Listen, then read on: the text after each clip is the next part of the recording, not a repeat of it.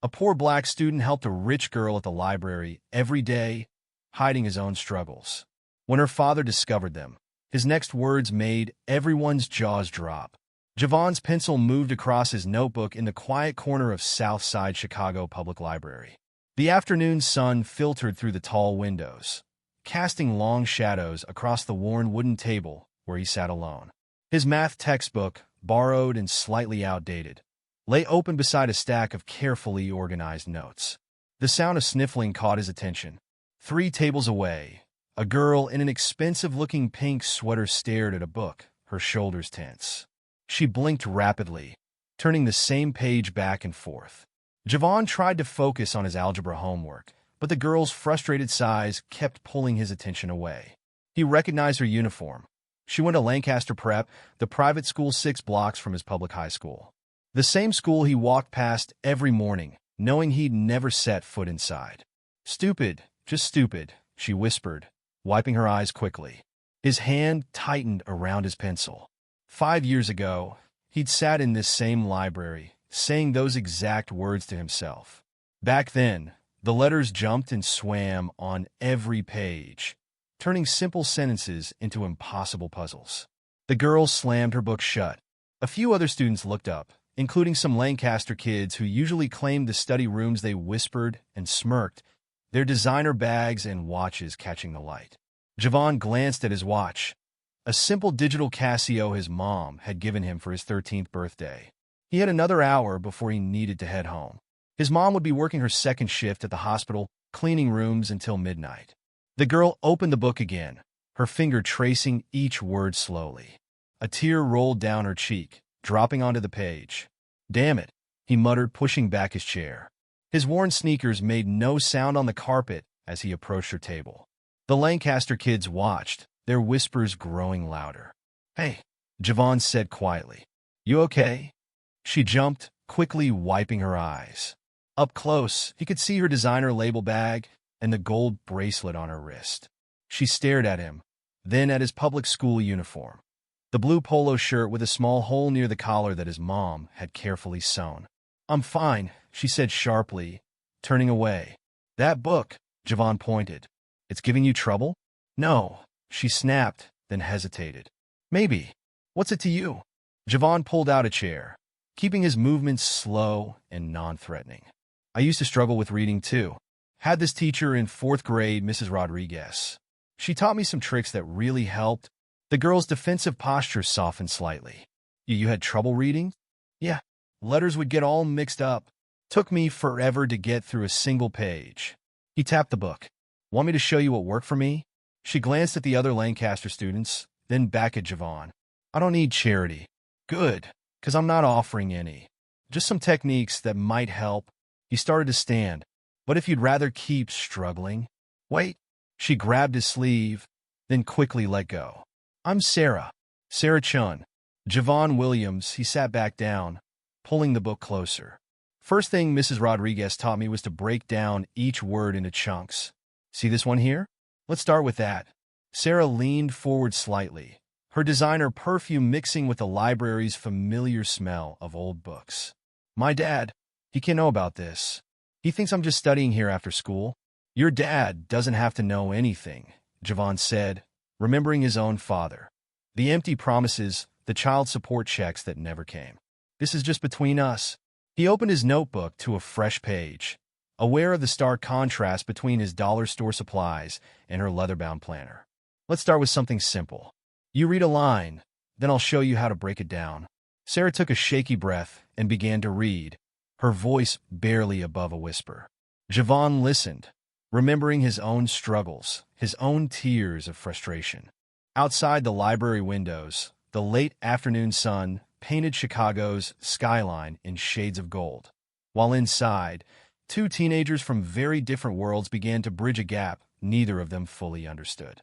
The whispers from the other tables grew louder, but Javon focused on Sarah's halting voice, on each small victory as she conquered another sentence. He had an hour before he needed to catch the bus home, an hour before returning to his small apartment where bills piled up and his mom worked herself to exhaustion.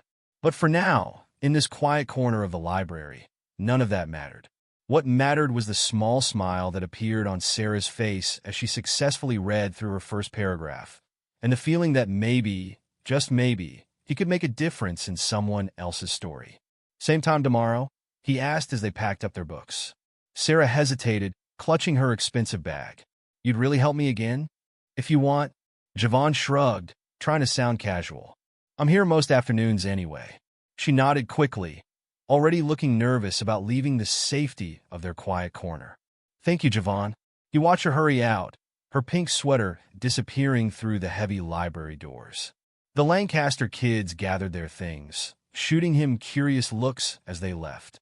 Javon sat alone at the table, staring at the page where he'd written their first lesson. His mom's voice echoed in his head. We got to work twice as hard to get half as far. He didn't know what would come from helping Sarah Chun, but something told him this was just the beginning of a much bigger story. The library lights flickered, signaling closing time. Javon packed his worn backpack, carefully tucking away the notebook with their first lesson. Tomorrow would bring new challenges, new whispers, new barriers to break. But for now, he had made a choice that would change not just Sarah's life, but his own in ways he couldn't yet imagine. As he walked toward the bus stop, the weight of his decision settled on his shoulders. He thought about his mom, about her dreams for him to become a doctor, about the endless hours she worked to keep those dreams alive. Would helping Sarah take time away from his own studies? Would it be worth the risk? The question swirled in his mind as he boarded the bus, taking his usual seat near the back. The city lights blurred past the window, and somewhere in the distance, a siren wailed. Tomorrow would bring answers, or maybe just more questions. Either way, Javon knew he would be back in that library, ready to help a girl who, despite all her privileges, needed something only he could give: understanding. The next afternoon, Javon arrived at the library earlier than usual. His backpack felt heavier, loaded with extra notebooks he'd bought from the dollar store that morning. The familiar smell of old books greeted him as he pushed through the heavy doors. Sarah was already there, sitting at the same table as yesterday. Her pink sweater had been replaced by a crisp white blouse, probably worth more than his entire wardrobe. She jumped when he set his backpack down. You came back, she said, surprise evident in her voice. Said I would, didn't I? Javon pulled out a chair. How's that paragraph we worked on yesterday? Sarah's face fell. I tried practicing at home, but... She pulled out her book, hands trembling slightly. The words got all mixed up again. That's normal, Javon said, opening his notebook. Took me months to get it right. Show me where you're stuck. They worked through the next hour, breaking down words into manageable chunks. Sarah's frustration grew with each mistake, her expensive pen tapping against the table. I don't get it, she burst out suddenly. Everyone else at Lancaster reads perfectly. They're all getting ready for SATs, and I can barely get through a middle school book. Javon's jaw tightened. Yeah, it must be tough in your private school with your private tutors, and he stopped himself, remembering his own struggles. Sorry, that wasn't fair. Sarah stared at her hands. No, you're right. I have everything handed to me, and I still can't. Her voice cracked. My father spent thousands on tutors. None of them helped like you did yesterday. A memory hit Javon, sitting at their kitchen table 5 years ago, his mom counting out bills. We can't afford a tutor, baby, she'd said, tears in her eyes. But we'll figure it out together. Money doesn't fix everything, he said quietly. Sometimes you just need someone who gets it. They returned to the text, but the atmosphere had shifted. Sarah's designer watch caught the light as she traced each word, reminding Javon of the growing hole in his only pair of shoes. My dad, Sarah said suddenly, he thinks I'm just slow, lazy. He doesn't understand why his daughter can't be perfect like everyone else at Lancaster. Javon thought about his own father, about the last time he'd seen him walking away from their apartment. At least your dad's around to be disappointed, he muttered. The words hung between them, heavy with unspoken stories. Sarah looked up, really looked at him for the first time. What happened to your dad? Left when I was 5. Mom's been working double shifts ever since. Javon focused on the book. Let's try the next paragraph. But Sarah didn't move. Is that why you're helping me? Because no one helped you? The question hit too close to home. Javon stood abruptly, his chair scraping against the floor. I need some water. At the drinking fountain, he splashed cold water on his face. His reflection in the metal surface was blurry. A black teenager in a worn uniform, trying to help a rich girl who probably had a credit card worth more than his mom's monthly salary. When he returned, Sarah had her head bent over the book, shoulders shaking slightly. I can't do this, she whispered. I can't keep pretending I'm not stupid. You're not stupid. Javon's voice was firm. Your brain just works differently. Like mine did. Still does sometimes. But you can read now. Yeah, because I didn't give up. He pulled out the extra notebooks he'd bought. Here's what we're going to do. Every day, we'll practice for 1 hour. No excuses, no quitting. Sarah touched the notebooks, fingers trailing over their cheap paper. Why are you really helping me, Javon? He thought about his mom, about Mrs. Rodriguez, about all the people who'd believed in him when he couldn't believe in himself. Because someone helped me once. Now it's my turn. They worked until closing time, the gap between their worlds temporarily bridged by shared determination. As they packed up, Sarah hesitated. My friends, she glanced at the empty tables where the Lancaster students usually sat. They wouldn't understand this. They'd think what? That you're slumming it with a public school kid? Sarah flinched. That's not what I meant. No. Javon shoved his books into his backpack. Look, I get it. You got your world, I've got mine. If you don't want to be seen with me, that's not it. Sarah grabbed his arm. I've never had someone really understand before. I don't want to mess this up. The sincerity in her voice stopped him. Through the library windows, he could see the sun setting behind Chicago's skyline, painting everything in soft gold. In that light, they were just two kids trying to figure things out. Same time tomorrow? He asked, softening his tone. Sarah nodded, relief flooding her face. Thank you, Javon. Really? As they walked out, the library guard gave them a curious look. Javon knew what he saw. A black kid from the South Side and a rich Asian girl from Lancaster Prep. An unlikely pair that shouldn't make sense. But as he watched Sarah walk toward her waiting driver, Javon thought about his mom's words. Sometimes the best teachers are the ones who've walked the hard road themselves. On the bus ride home, he pulled out one of the spare notebooks. On the first page, he began writing down everything Mrs. Rodriguez had taught him. Each technique, each small victory that had led him out of the darkness of jumbled letters into the light of understanding. The bus rattled over potholes, passing the stark divide between Sarah's world and his. Tomorrow would bring more challenges, more raised eyebrows, more whispered comments. But for now, Javon had a plan and a purpose. His phone buzzed, a text from his mom. Working late tonight. Dinner in the fridge. Love you. Javon typed back quickly. Love you too, Mom. Then he returned to his notebook, preparing for tomorrow's lesson. Because sometimes the biggest changes start with the smallest acts of understanding, even between two worlds that seem impossibly far apart. Chapter 3. Hidden Cost. Javon's mom was already awake when he got home from the library that evening. Her nurse's aide uniform wrinkled from a long day's work.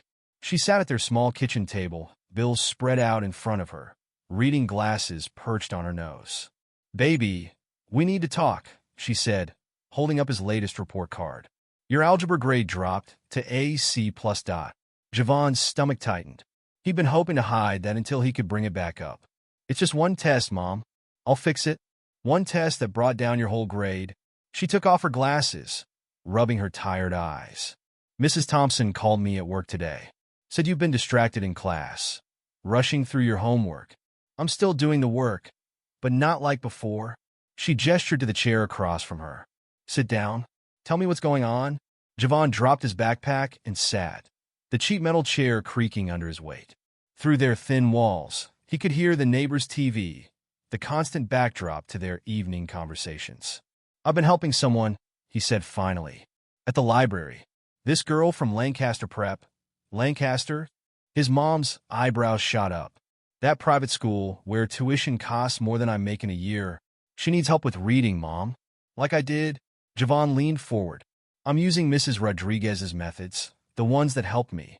And what about your methods? Your homework? Your future. She picked up one of the bills. We can't afford any slip-ups, Javon. Not with college applications coming up. I know, but no buts. She set the bill down firmly. Every scholarship matters. Every grade counts. We're not like those Lancaster families who can buy their kids way into college. The truth of her words stung. Javon thought about Sarah's expensive pens, her chauffeur-driven car, the casual way she talked about private tutors. She's different, Mom. She struggles like I did, but nobody understands. They just think she's stupid or lazy. His mom's face softened slightly. Baby, I know you want to help, but you can't save everyone. Not at the cost of your own future. It's not about saving her. Javon pulled out his notebook, showing his mom the teaching notes he'd been making. Look, I'm actually learning more by teaching her. It helps me understand things better. She took the notebook, flipping through the pages. Her expression changed as she read his carefully organized lessons, the teaching strategies he'd developed. You really thought this through, didn't you? Yes, ma'am. Javon hesitated. And I made a promise. I can't quit on her now. His mom was quiet for a long moment, staring at the bills on the table. Finally, she looked up. 2 conditions. Your grades come back up within 2 weeks, and you study twice as hard to make up for the time you're spending with this girl. Deal? Javon smiled, relief flooding through him. Thanks, Mom. Don't thank me yet. She stood, gathering the bills. You got a lot of work ahead of you. The next day at the library, Javon noticed something different about Sarah as soon as she sat down. Her hands shook more than usual as she pulled out her books. What's wrong? He asked. Sarah glanced around before answering. I have dyslexia, she whispered. Got diagnosed yesterday. Dad made me see another specialist. That's good, right? Now you know what you're dealing with. Good. Sarah's laugh was bitter. Dad's furious. Says it's embarrassing, that I need to try harder. He doesn't want anyone at Lancaster finding out. Javon felt a familiar anger rising. There's nothing embarrassing about it. Lots of smart people have dyslexia. Try telling that to my father. Sarah opened her book. Can we just work? I don't want to think about it. They focused on reading, but Javon could feel eyes on them. The library staff had started watching their sessions more closely, whispering among themselves. He caught fragments of their conversations. Inappropriate. Should separate them. Calling her parents. Ignore them, he told Sarah when she noticed the stares. Focus on the words, but the pressure was building. His algebra teacher pulled him aside after class the next day. Your last homework was sloppy. Williams, this isn't like you. Sorry, Mr. Parker. I was tired. You're one of our best students. Don't throw away your chances by getting distracted. The way he said distracted made Javon's fist clench. Everyone had an opinion about him, helping Sarah, but nobody seemed to care that she was actually improving. That evening, his mom was waiting when he got home, still in her work uniform. Got another call from school today, she said. Your chemistry homework was incomplete. Mom, sit. She pointed to the chair. Show me your study schedule. Now. Javon pulled out his planner. Together, they mapped out every hour of his day, classes, homework, tutoring Sarah, extra study time. By the time they finished, his daily schedule was packed from 6 a.m. to midnight. This is what it takes, his mom said. You want to help this girl? Fine, but not at the expense of your dreams. I can handle it, Javon insisted, even as exhaustion weighed on his shoulders. The next week was a blur of studying, tutoring, and trying to stay awake in class. But Sarah's progress kept him going. She was reading faster now, making fewer mistakes. Her confidence grew with each session. Then came the day she ran into the library, tears streaming down her face. I gotta be on my English test, she said, throwing her arms around him. A.B. Javon, I've never gotten above a C before. Javon froze, aware of the library staff watching disapprovingly. He gently disentangled himself from Sarah's hug. That's great, he said quietly. But we should probably keep things professional, okay? Sarah's face fell slightly, but she nodded. They returned to their lessons, neither mentioning the moment of celebration that had passed between them. Later that night, lying in bed, Javon stared at his ceiling. The sound of his mom getting ready for her night shift filtered through the thin walls. His algebra textbook lay open on his desk, homework half finished. His phone buzzed, a text from Sarah. Thank you for everything. You're the first person who made me feel like I'm not broken. Javon typed back. You were never broken. Just needed someone to show you how to read your way. He put his phone down and picked up his algebra book. The numbers swam before his tired eyes, but he forced himself to focus. His mom was right. Every grade counted, every assignment mattered. He couldn't afford to slip up, not when his future hung by such a thin thread. But as he worked through the problems, he thought about Sarah's smile when she got her B, about the way her confidence had grown. Maybe his mom was wrong. Maybe helping someone else didn't have to come at the cost of his own dreams. Or maybe he was just trying to convince himself, even as his grades slipped and the whispers grew louder. Because sometimes the cost of doing the right thing isn't obvious until it's too late to turn back. Ms. Harris, the head librarian, stood at their table with her arms crossed. "This needs to stop." Javon looked up from the book he was explaining to Sarah. The afternoon light cast long shadows across the library floor, and the few remaining students turned to watch the confrontation. "We're just studying," he said. "Every day, for weeks now." Ms. Harris's lips tightened. "People are talking. It doesn't look appropriate." Sarah's face flushed red. "He's helping me read, and I'm sure your parents know all about these sessions." Ms. Harris raised an eyebrow. The silence that followed was answer enough. Sarah stared at her expensive shoes while Javon's hands clenched under the table. "That's what I thought." Ms. Harris adjusted her glasses. "Either get parental permission or find somewhere else to study. This is a public library, not a private tutoring center." She walked away, leaving the air thick with tension. Sarah's hands trembled as she closed her book. "My father can't know," she whispered. "He'd pull me out of Lancaster if he found out I was getting help from—" She stopped. "From what?" Javon's voice was sharp. "A public school kid? That's not what I meant." "Then what did you mean?" Before Sarah could answer, a group of Lancaster students walked past their table. Slumming it again, one girl called out, "Daddy know about your new friend?" Sarah's face went pale. Javon watched the Lancaster kids settle at their usual table, their laughter carrying across the room. "Maybe Ms. Harris is right," he said, starting to pack his books. "This was a bad idea." "No." Sarah grabbed his wrist. "Please. I'm finally making progress. Look." She pulled out her latest English test, a solid B+ marked in red at the top. Javon sank back into his chair. "Your dad's going to find out eventually." "He can't." Sarah's voice cracked. "You don't understand. In my family, appearance is everything. Having dyslexia is bad enough.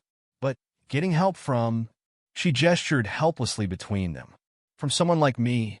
Javon's tone was flat. "From anyone," Sarah corrected quickly. "Dad thinks asking for help is weakness. And weakness is unacceptable in the Chun family." The familiar sound of books being reshelved filled the silence between them. Through the windows, Javon could see the expensive cars lining up outside Lancaster Prep, waiting to take privileged kids home to their privileged lives. "My mom knows," he said finally, "about helping you. She's not happy about my grades slipping, but she understands." Sarah traced the title of her book with one finger. "Must be nice, having a parent who understands." "Yeah, when she's not working doubles to keep the lights on." The bitterness in his voice surprised even him. They worked in silence for the next hour, but something had changed. The easy rhythm they'd developed over the past weeks felt forced now, strained under the weight of Ms. Harris's scrutiny and their unspoken differences. At the next table, the Lancaster kids weren't even pretending to study anymore. Their whispers and glances made Sarah's hands shake so badly she could barely turn the pages. "Just ignore them," Javon muttered. "Easy for you to say. You don't have to see them every day." The comment stung more than it should have. "Right? I just have to see their cars drive past my bus stop every morning." Much easier. Sarah's phone buzzed, a text from her driver saying he was outside. She gathered her things quickly, avoiding eye contact with her classmates. "Same time tomorrow?" she asked quietly. Javon thought about Ms. Harris's warning, about his slipping grades, about the growing whispers. "Yeah," he said finally. "Same time?" After Sarah left, he stayed at the table, staring at the teaching notes he'd carefully prepared. His phone lit up with a text from his mom, "Working late again? Don't forget to study for your algebra test." The algebra test he'd barely studied for because he'd been helping Sarah prepare for her English quiz. "Hey, Williams," he looked up. "One of the Lancaster boys, Trevor. He'd heard Sarah call him, stood over his table. What do you want? Trevor's smile didn't reach his eyes. Just wondering what your angle is. Sarah's dad is loaded, you know. This little tutoring scam, it's not a scam. Javon stood up, his chair scraping loudly against the floor. No. Trevor's voice dripped with fake concern. Then you won't mind if I mention it to Mr. Chun at the next school board meeting. My dad sits next to him, you know. The threat hung in the air between them. Javon's heart pounded, but he kept his voice steady. Go ahead. I'm not doing anything wrong. Trevor shrugged, adjusting his designer watch. Maybe not, but how do you think it'll look? Sarah's sneaking around with some guy from the south side? I'm teaching her to read. Is that what they're calling it now? Trevor smirked and walked away, leaving Javon standing alone in the increasingly empty library. That night, he sat at his kitchen table long after his mom left for work. His algebra textbook lay open, the problems blurring before his tired eyes. Sarah's B+ test paper sat next to it, proof that what they were doing mattered, that he was making a difference. His phone lit up with another text from Sarah. Trevor's been asking questions about us. I'm scared, Javon. He stared at the message for a long time before replying. Do you want to stop? Her response came quickly, no. But I don't know what to do. Neither did he. The library wasn't safe anymore, not with Ms. Harris watching and Trevor threatening to talk to Mr. Chun. But where else could they go? His apartment was out of the question. The thought of Sarah seeing how he really lived made his stomach turn. And Sarah's house. He almost laughed at the idea. Another text from Sarah. Maybe we could meet somewhere else? Where? The typing bubble appeared and disappeared several times before her answer came. There's a coffee shop near Lancaster. No one from school goes there. Javon looked around his kitchen, at the stack of unpaid bills on the counter, at the empty chair where his mom should be sitting instead of cleaning hospital rooms, at his algebra book demanding attention he couldn't give. Okay, he typed back. Tomorrow after school. He put his phone down and pulled his algebra book closer. The numbers still refused to make sense, but he forced himself to focus. His mom's voice echoed in his head. Every grade counts. But now Sarah's voice joined it. I'm finally making progress. Outside, a siren wailed in the distance. Inside, Javon sat alone at his kitchen table, caught between two worlds, trying to find a way to keep his promise without losing everything his mother had worked so hard to give him. The algebra problems stared back at him, unsolved, like all the other problems in his life that seemed to have no clear solution. The coffee shop smelled like expensive beans and privilege. Javon sat at a corner table, his worn backpack tucked under his chair, trying not to look at the prices on the menu. One coffee cost more than his weekly bus fare. Sarah rushed in 20 minutes late, her Lancaster uniform partially hidden under a designer coat. Sorry, she whispered, sliding into the seat across from him. Had to make sure no one followed me. You mean Trevor? She nodded, pulling out her books. He's been watching me, asking questions about where I go after school. A barista approached their table, eyeing Javon's public school uniform. Can I get you anything? We're fine, Sarah said quickly, but Javon caught the barista's suspicious look. They get the same treatment here as at the library, just with better lighting and overpriced coffee. This isn't going to work, he said quietly. We need somewhere else. Where? The library's watching us. Trevor's threatening to tell my dad. And now, Sarah's voice cracked. I can't fail again, Javon. Not now that I'm finally reading better. Before he could respond, the door chimed. Sarah's face went white. Dad! Javon turned. A tall Asian man in an expensive suit stood in the doorway, his face hardening as he spotted them. Behind him, Trevor lingered with a smug smile. Sarah! Mr. Chin's voice cut through the coffee shop's ambient music. What is this? Other customers turned to watch as Mr. Chun strode toward their table. Sarah jumped to her feet, nearly knocking over her chair. Dad, I can explain. Explain what? Why you've been lying to me. Why you're here with... He looked at Javon's uniform with undisguised disdain. Javon stood slowly, his heart pounding, but his voice steady. Sir, I'm helping Sarah with. I'm not speaking to you. Mr. Chin cut him off. Sarah, get your things. We're leaving. No. The word came out barely above a whisper, but Sarah's hands were steady as she gripped the back of her chair. Dad, please. Just listen.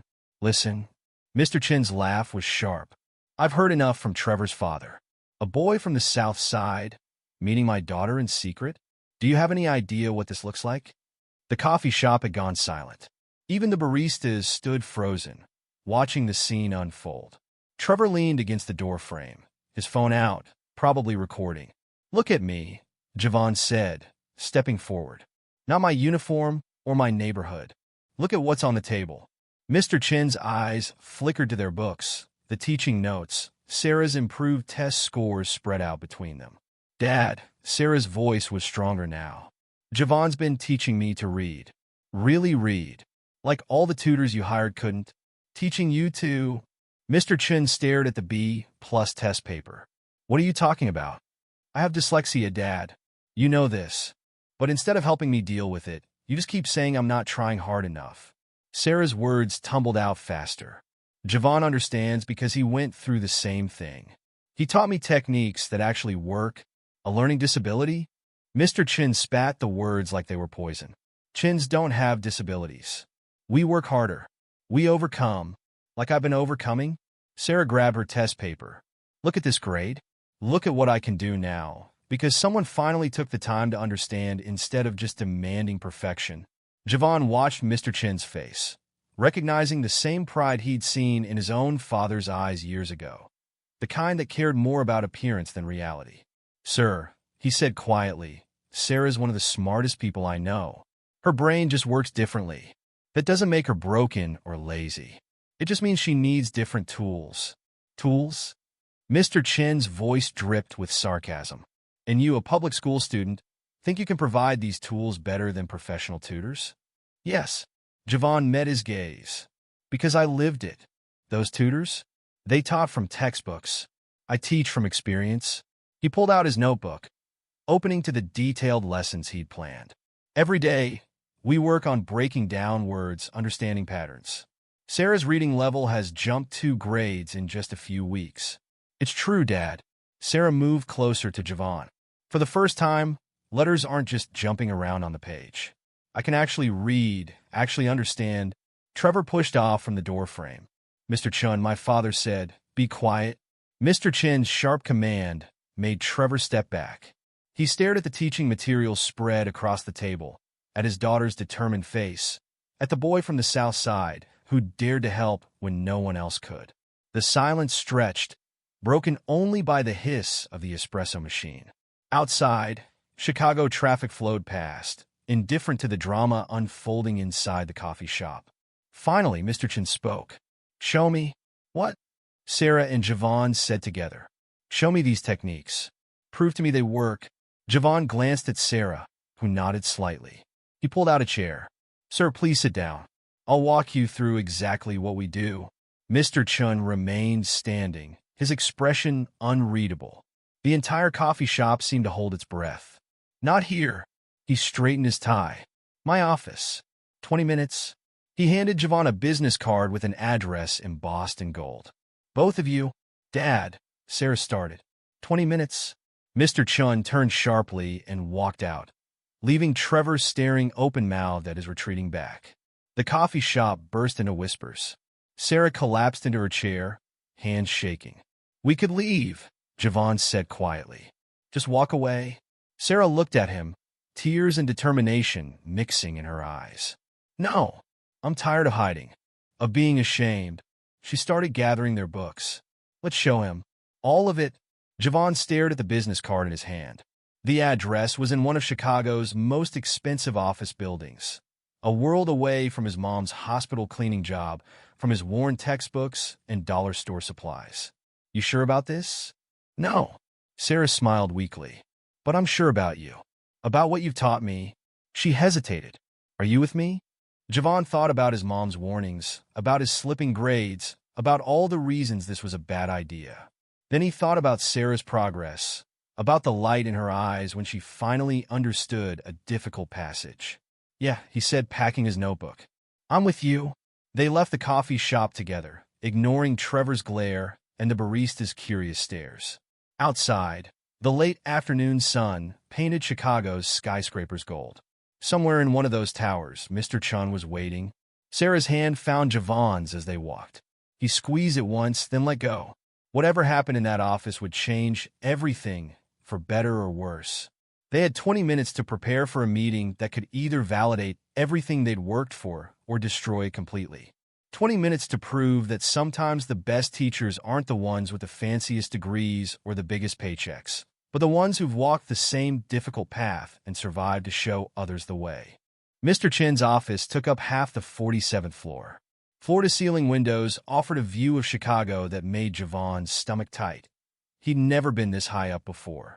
His reflection in the polished marble floor showed every scuff on his shoes, every wrinkle in his uniform. "Dad's private office is through there," Sarah whispered, pointing to massive double doors. A secretary eyed them suspiciously from behind a sleek desk. "Miss Chun," she said, "your father is waiting." They entered a room bigger than Javon's entire apartment. Mr. Chin stood at the windows, hands clasped behind his back, silhouetted against the setting sun. "Sit." He didn't turn around. Two leather chairs faced a massive desk. Javon and Sarah sat, their backpacks at their feet, looking shabby against the expensive carpet.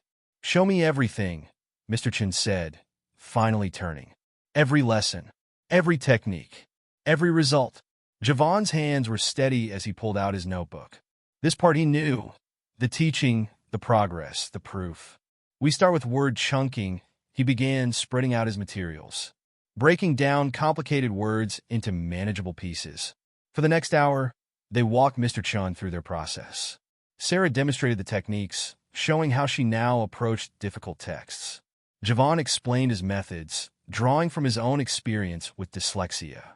Mr. Chin remained silent, watching. His expression gave nothing away. And here, Sarah pulled out her recent assignments. "Are my grades since working with Javon?" Her father picked up the papers, examining each one carefully. "These could be forged." "Call my teachers," Sarah said. "Check the school records." "It's all real, Dad." Mr. Chin set the papers down and fixed his gaze on Javon. "Why, sir? Why help my daughter? What do you want?" The question hit like a punch. Javon felt Sarah tense beside him. "Dad, he's not." "Let him answer." Javon met Mr. Chin's stare. 5 years ago, I couldn't read either. Letters got mixed up, words wouldn't make sense. Everyone said I was stupid or lazy. He pulled out an old photo from his wallet. Himself and Mrs. Rodriguez, taken after he'd finally reached grade level in reading. This teacher, she saw past all that. Spent extra time with me, taught me ways to work around the dyslexia. She didn't have to, but she did. He placed a photo on the desk. When I saw Sarah struggling the same way I did, I couldn't just walk away, even knowing it could cause problems. "Affect your own studies?" Javon's throat tightened. "How did you?" "I had you investigated." Mr. Chin picked up a file from his desk. "Javon Williams, previously top of your class. Recent grades showing decline. Mother works 2 jobs as a hospital cleaner. Father, absent." Sarah gasped. "Dad, you can't." "I can and I did." Mr. Chin opened the file. "Your algebra grade has dropped significantly. Chemistry too. All coinciding with when you started helping Sarah." Shame burned in Javon's chest. His mom's words echoed in his head. "We can't afford any slip-ups." "So I ask again." Mr. Chin's voice was cold. "Why risk your own future?" The answer came before Javon could think it through. "Because some things matter more than grades." The words hung in the air. Mr. Chin's expression shifted slightly. "Like what?" "Like knowing what it feels like to be told you're broken when you're not.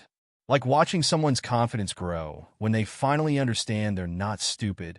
Javon leaned forward. "Like seeing Sarah smile when she reads a page without struggling." Sarah wiped tears from her eyes. Even the secretary, visible through the open door, had stopped pretending not to listen.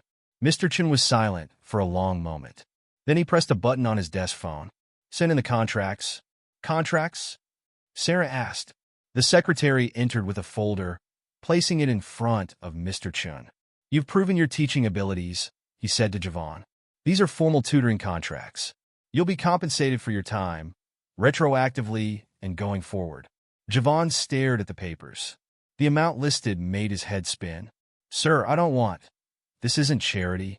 Mr. Chin's voice was sharp. "This is business. You provide a service, you get paid. Dad, Sarah started. However, Mr. Chin continued, there are conditions. Your grades must return to their previous level. You'll have a private tutor, paid by me, to help you catch up in algebra and chemistry. Javon's hands clenched in his lap. I can't accept. You can and you will. Mr. Chin stood. Sarah needs you, but I won't have her success come at the cost of yours. He walked to the windows again, looking out over the city. When Sarah was born, I promised to give her every advantage. The best schools, the best opportunities. His voice softened slightly. I never considered that the best teacher for her would be someone who understood her struggles firsthand. Sarah touched Javon's arm. Please say yes. Javon looked at the contracts, thinking about his mom, about their bills, about his slipping grades. One more condition, he said. Mr. Chin turned. Yes. The tutoring stays at the library, where other kids like us can see it's okay to get help. A ghost of a smile touched Mr. Chin's lips. Agreed. The sun had set by the time they left the office building. City lights sparkled below them as they waited for the elevator. I can't believe he agreed, Sarah whispered. I can't believe he's paying me. Javon's backpack felt lighter somehow, despite the contracts inside. Sarah laughed, then grew serious. Thank you for not giving up on me. The elevator arrived with a soft ding. As they descended, Javon thought about his mom's reaction to the contracts, to the money, to the private tutor. She'd probably cry, like she did when his acceptance letter to the gifted program came years ago. His phone buzzed. A text from her. How was your day, baby? Javon smiled, typing back, got a lot to tell you, Mom. All good things. The elevator reached the ground floor. Outside, Chicago's night air was cool on their faces. Same time tomorrow? Sarah asked. Yeah, Javon said. Same time? They parted ways, Sarah to her waiting car, Javon to his bus stop. But something had shifted, like the city itself had rearranged its invisible lines of division. Tomorrow, they'd return to the library. He'd help Sarah read, she'd help him stay on track, and maybe, just maybe, they'd show others that sometimes the biggest changes start with the smallest acts of understanding. The bus arrived, its doors hissing open.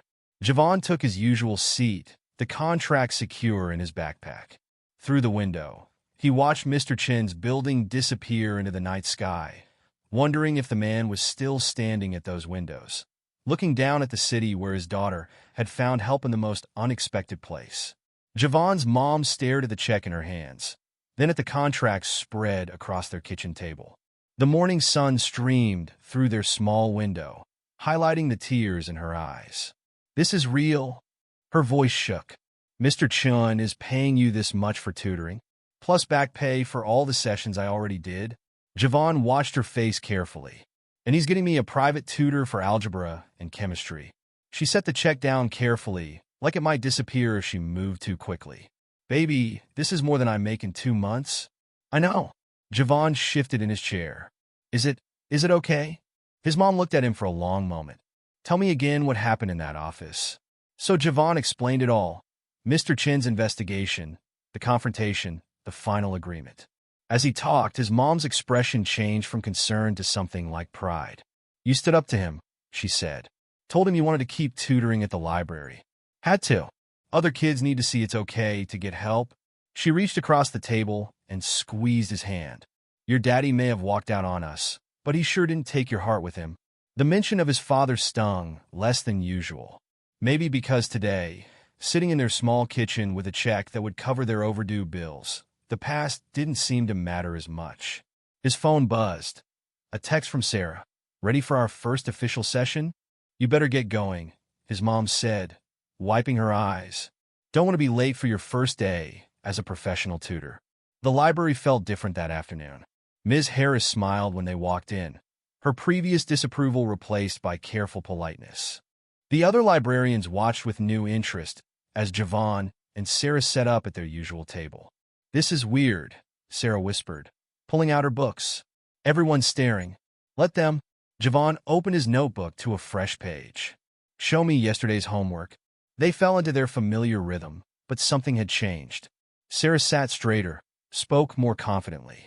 She tied her hair back with a simple band instead of her usual expensive clips. Dad talked to me for hours last night, she said as they took a break. Really talked, not just lectured. Asked about what it's like having dyslexia, how the words look on the page. Yeah. Javon tried to picture Mr. Chun being that vulnerable. He cried, Javon. Sarah's voice was soft.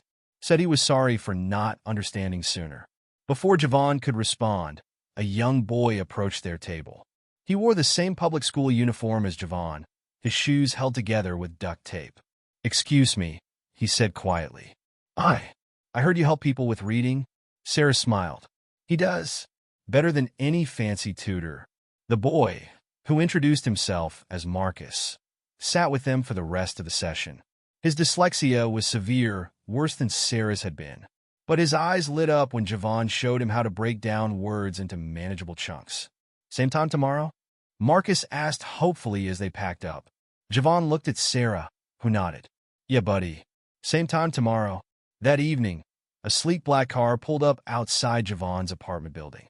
His new tutor, Dr. Roberts, stepped out wearing a suit that probably cost more than all of Javon's clothes combined. Mr. Williams, he offered his hand. Shall we begin? They worked at the kitchen table, using brand new textbooks Mr. Chin had provided. Dr. Roberts was patient but demanding, pushing Javon to recover the ground he'd lost in algebra and chemistry. You have a natural aptitude for teaching, Dr. Roberts said as they wrapped up. But don't forget your own studies. Mr. Chin expects excellence. Yes, sir. Javon's head spun with equations and chemical formulas. After Dr. Roberts left, Javon's mom served dinner, actual fresh groceries instead of their usual budget meals.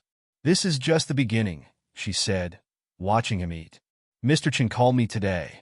Talked about scholarship opportunities, internship programs. Javon put down his fork. He called you? Wanted to make sure we understood everything he's offering. She hesitated. He also apologized. For what? For assuming things about us. About you? She smiled sadly. Said he's learning to see past his own prejudices. Later that night, Javon got another text from Sarah. Trevor tried to spread rumors about us at school today. Dad shut him down in front of everyone. Called me brave for getting help when I needed it. Javon typed back, you are brave. Braver than Trevor will ever be. His phone lit up with a response, so are you. See you tomorrow, teacher. The next day at the library, 3 more students joined their table. The day after that, 2 more. Word spread quickly about the black kid from public school who could help with reading problems, who understood what it was like to see letters dance on the page. Ms. Harris moved them to a larger table in the reading room. You're doing good work, she said, her previous suspicion replaced by respect. By the end of the week, Javon had a regular group of students, rich and poor, from different schools and backgrounds, all struggling with the same issues he'd faced years ago. Sarah stayed through every session, helping newer students, sharing her own progress. She'd stopped wearing her expensive jewelry, started carrying a simple backpack instead of her designer bags. Dad says I'm different, she told Javon during a quiet moment. Stronger? You always were strong, he said. You just needed to believe it. His own grades were improving too. Dr. Roberts' tutoring, combined with Mr. Chin's resources, helped him regain his standing in algebra and chemistry. His mom posted his latest test scores, all A's, on their refrigerator. But it wasn't the grades or the money that mattered most. It was Marcus's proud grin when he read his first paragraph without stumbling. It was Sarah helping a new student understand that dyslexia wasn't a death sentence for their dreams. It was the way the library had transformed from a place of whispers and judgment to a space of learning and acceptance. One afternoon, as they watched their growing group of students work together, Sarah asked, Do you ever wonder what would have happened if you hadn't offered to help me that first day? Javon thought about it. Yeah, but I try not to. Some choices you make because you have to, you know. She nodded, understanding in her eyes. Outside, Chicago's autumn sun painted the library windows gold, while inside, barriers continued to fall. One word, one student, one moment of connection at a time. His phone buzzed, a text from Mr. Chin, meeting tomorrow. Bring your ideas for expanding the tutoring program. Javon showed the message to Sarah. She grinned. Ready to change more lives? Yeah, he said, watching Marcus help another student sound out a difficult word. I think I am. The library lights flickered, Closing time. As their students packed up, saying goodbye until tomorrow, Javon thought about Mrs. Rodriguez, about how one person's belief could ripple out to touch countless lives. His mom was right. His father might have walked out, but he'd left something important behind. The ability to see past differences, to help others, to stand up for what matters. And maybe that was worth more than all of Mr. Chin's money combined. Javon walked through Lancaster Prep's iron gates, ignoring the stares his public school uniform attracted. Mr. Chin's office had called an early morning meeting about the tutoring program, and Sarah waited by the entrance. "Ready?" she asked, falling into step beside him. "Not really." The hallways gleamed with old money and tradition. Trophy cases lined the walls, filled with academic awards and sports championships. Everything screamed privilege, from the marble floors to the oil paintings of past headmasters.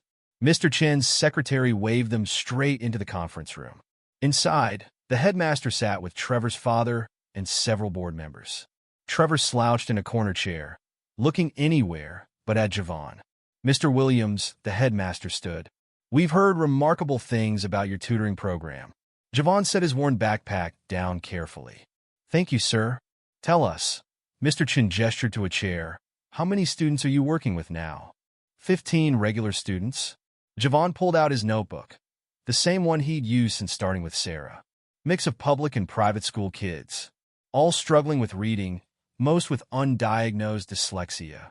Trevor's father cleared his throat. "And you're qualified to diagnose learning disabilities?" "No, sir. But I know the signs. Been there myself." Sarah jumped in. "Javon doesn't just teach reading. He shows us we're not broken, that our brains just work differently." The board members exchanged looks. Trevor shifted uncomfortably in his seat. "The results are undeniable," Mr. Chin said, spreading out progress reports. "Every student shows significant improvement, some jumping multiple grade levels in reading comprehension, which is why we've called this meeting." The headmaster leaned forward. "We'd like to offer you a position, Mr. Williams, official reading specialist for Lancaster Prep." The room went quiet. Javon felt Sarah tense beside him. "The salary would be considerable," Trevor's father added. "Plus full benefits, and of course, enrollment here to complete your own education." Javon looked at Sarah, saw the hope in her eyes. Then he thought about Marcus and the other public school kids who came to the library. "I'm honored," he said carefully, "but I can't accept." "Can't accept?" Trevor's father's eyebrows shot up. "Do you understand what we're offering?" "Yes, sir. But the library program works because it's accessible to everyone. Moving it here," Javon shook his head, "it would shut out the kids who need it most." "We could provide transportation," the headmaster suggested.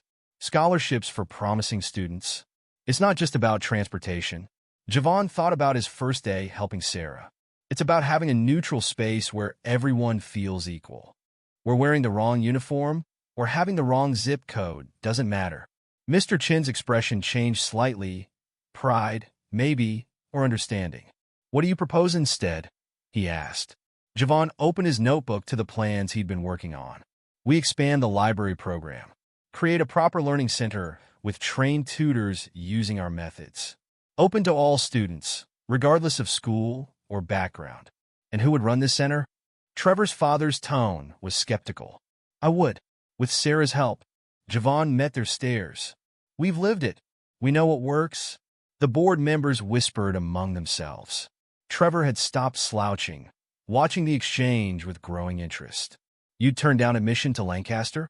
The headmaster seemed genuinely puzzled. "The connections alone would guarantee your future." "My future's not just about me anymore."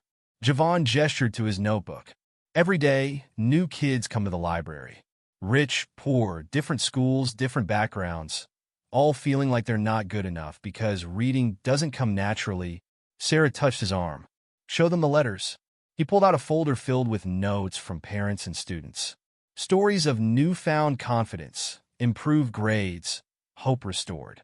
"This is what matters," he said. "Not which school I attend or which connections I make." Mr. Chin stood suddenly. "I'll fund it." "Henry," Trevor's father started. "No." Mr. Chin's voice was firm. "Mr. Williams is right. The program works because it's accessible to everyone. Moving it here would destroy what makes it special. The headmaster sat back. You'd invest in a learning center run by a high school student? I'd invest in proven results. Mr. Chen looked at Javon. Write up a formal proposal. Include everything you need: space, materials, staff. We'll make it happen. The meeting ended shortly after. As they left Lancaster's pristine halls, Sarah hugged Javon tightly. You could have been a student here, she whispered. Wouldn't have worked. He smiled.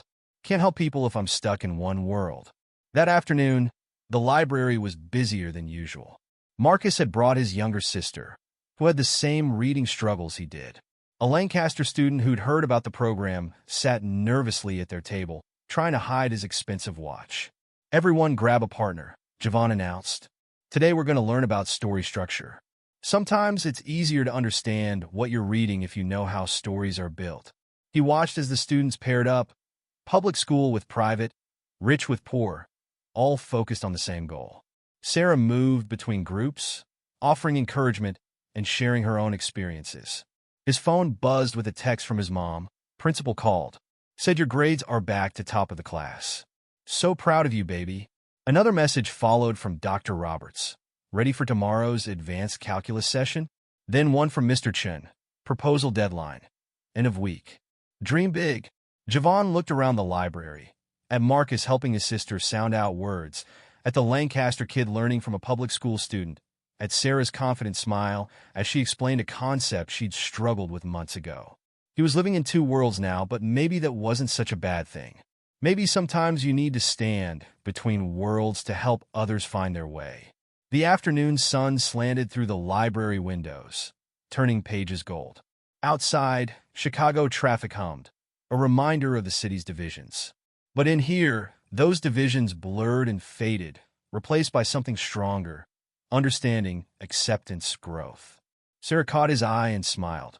She didn't wear designer clothes anymore, had stopped trying to hide her dyslexia. The change went deeper than appearance.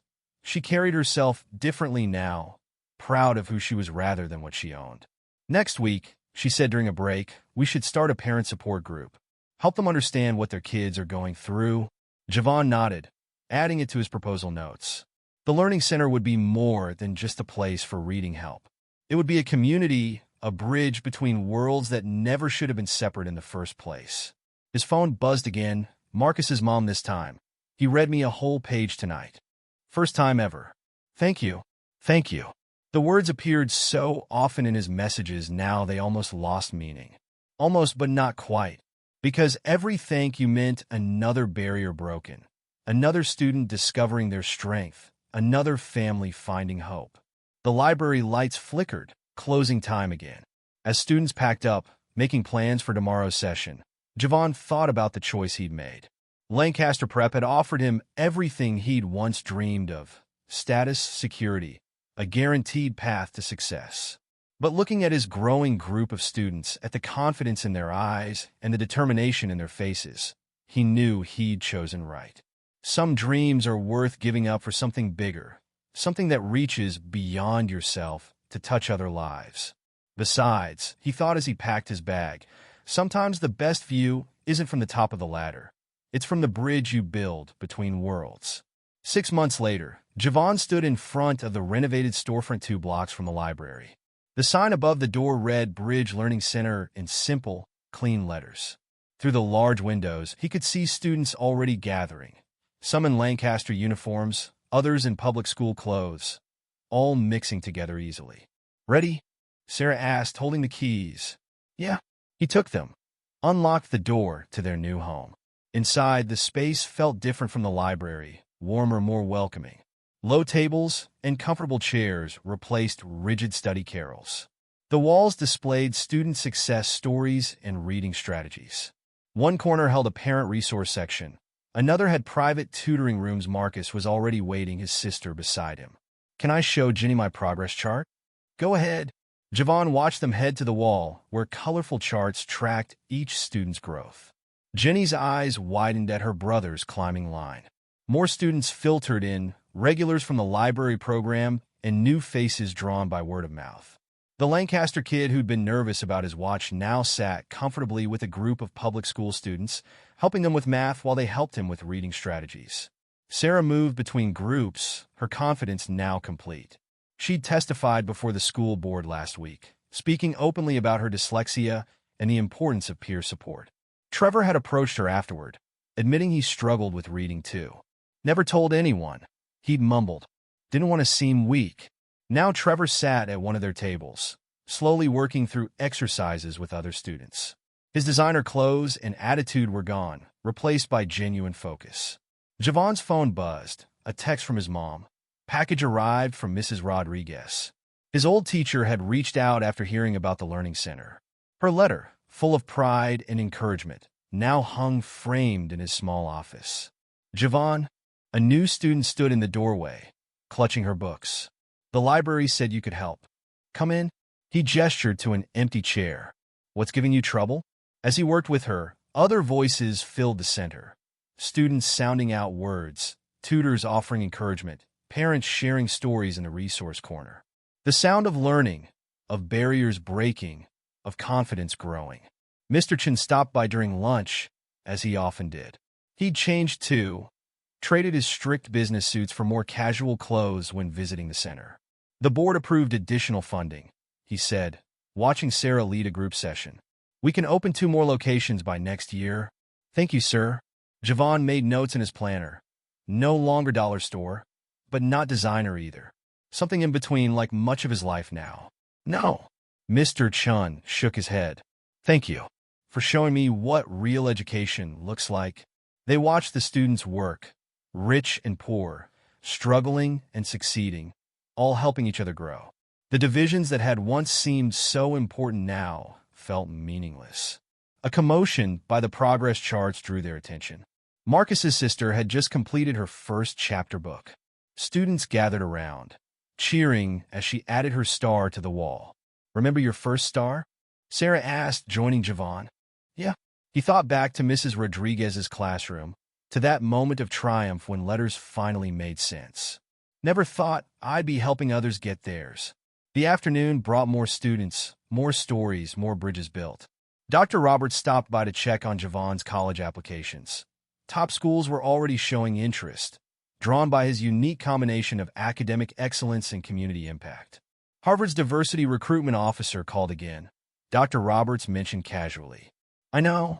Javon watched a group of students work together, regardless of school or background. But I'm staying in Chicago. These kids need me here. His mom visited after her shift, still in her hospital uniform, but walking taller now. She didn't have to work doubles anymore. Javon's tutoring income and Mr. Chin's funding had changed their lives. Baby, she said, hugging him tight, your daddy would be so proud. No. Javon pulled back, smiling. You're the one who taught me not to give up. This is your pride, too. As evening approached, students began packing up. Parents arrived, chatting easily with each other despite their different backgrounds. The center had become more than a tutoring space. It was a community. Same time tomorrow? Marcus asked, shouldering his backpack. Always, Javon promised. Sarah stayed late, helping him organize materials for tomorrow. They worked in comfortable silence, their friendship deeper than either could have imagined that first day in the library. Do you ever regret it? She asked suddenly. Not coming to Lancaster? Javon looked around the center, at the progress charts showing countless success stories, at the mixed group of students still working together, at the bridge they'd built between worlds. Never, he said. Some choices are bigger than yourself. His phone buzzed one last time, a text from Mr. Chen. Board meeting tomorrow. Bring your expansion plans. Sarah read the message over his shoulder.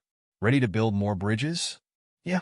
Javon smiled, thinking of all the students still out there, feeling broken, needing someone to show them they weren't alone. I think I am. They locked up the center together, but lingered outside. The Chicago sunset painted the city in shades of possibility, while the sign above them glowed softly. Bridge Learning Center.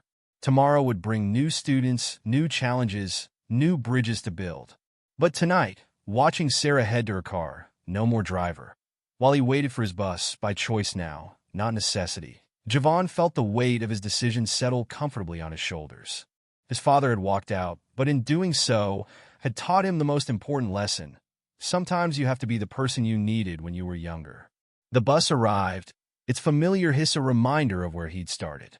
But as he took his usual seat, Javon knew he wasn't just riding between neighborhoods anymore. He was traveling between worlds, building bridges with every lesson, every student, every small victory. And maybe that was his real gift, not the ability to teach reading, but the courage to stand between worlds and show others how to cross. The city lights blurred past the window, each one representing a story, a struggle, a potential bridge waiting to be built. Tomorrow would bring more opportunities to help, to teach, to connect. But for now, heading home to his mom and their small apartment filled with big dreams, Javon was exactly where he needed to be. Not at the top of the ladder, but in the middle of the bridge, helping others find their way across.